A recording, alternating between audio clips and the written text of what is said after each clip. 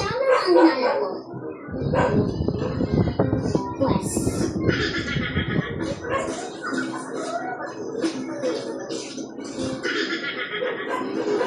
Oh, taray ah. Walang lagpas-lagpas ah. Tayo talaga magkulay ah. Ikaw pala ang kabit ng asawa ko. Excuse me? Ako ba yung pinakausap mo? Hindi ba halata? Ha? Malamang ikaw ang kausap ko. May tao ba dito? Ha? Bakit? Sino ka ba? Ikaw ba yung kabit? Oo, ako yung kabit ng asawa mo. Hindi halata? Kaya ang tsaka mo. Hindi siya kasi mahal. Or baka, wala kang ka-taste. Taste. Okay? Talagang talagang